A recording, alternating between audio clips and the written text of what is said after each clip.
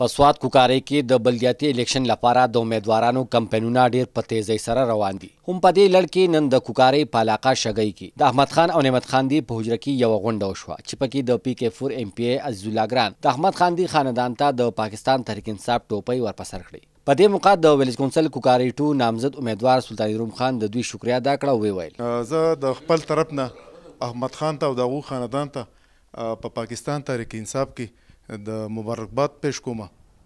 یقینا دا ډیره ښه فیصله وکړه، په ښه ټایم کې وکړه.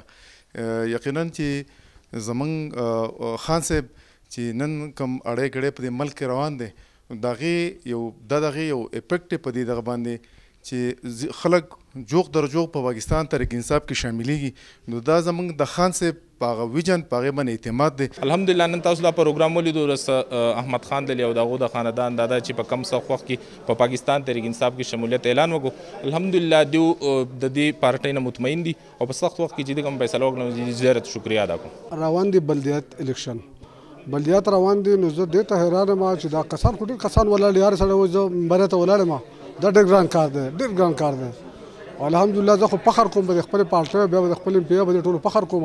MPA عزیز الله ګران په پارټۍ کې شمولیت باندې د احمد خاندي د کورنۍ شکریا ادا کړه چې دا د دوی یو ښه فیصله ده د ملک او د قوم لپاره، ولې چې په دې دره کې د ټولو نه ډېر او ریکارډ کارونه پاکستان تحریک انصاف حکومت کړي دي. د کوکارۍ روډ په حوالې سره دوی د پاسون نیوز سره د خبرو اترو په وخت وي. پرون مسیم صاحب ته وینا کړې ده په ایرپورټ کې، دا هغه د خدای عزت وکړي د ما خبرې منظوره کړې لیټر پکې راولېږه.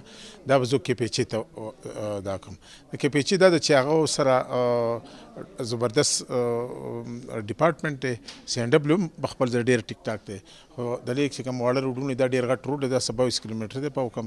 نو د دې وجه نه چې دا موږ KPC له ورکړو نو انشاءالله کار به پې نور هم پنډبول ورکړي. د دې چې څونه وټي دی دې ډرین دی نو او کم ترکول چې خراب دي هغه به هم جوړ کړو که خیر ځکه چې دا موږ د سهولت لپاره د خلکو لپاره ورکړی دی او انشاءالله دا به موږ کوو. بل ستاسو په وسیطت زه یو میسج ورکوم خاص کر د UC کوکارۍ مشرانو ته، سپین دروبو مشرانو ته، ځوانانو ته او په کورونو کې خپلو خویندو میندو ته.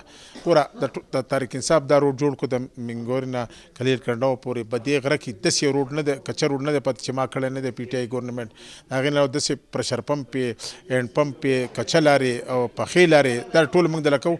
نو زما به تاسو ته درخواست چې د دې علاقې د تبدیلۍ دپاره صرف بیټ لوټ ورکوئ، چې بیټ په کم ځای کې چې د هر چای کې خیري دې ته به نه ګورو چې د چا دی، خو چې د هر چای تاسو بیټ له به خپل لوټ ورکوئ. انشاءالله ستاسو سره زما وعده ده چې د PTI ګورنمنټ به تاسو له ډېر زیات کارونه کوي که خیر انشاءالله. د موږ دا روډ مکمل په کنډراتو کې په دې باندې تګ راتګ سهولتونه نه و او د هغې نه وروستو چې اوس دا څه جوړ شو اوس د دې نه MPA صاحب وایي چې انشاءالله په دې مارچ په میاشت کې به دا د KPC ته په حواله کړم.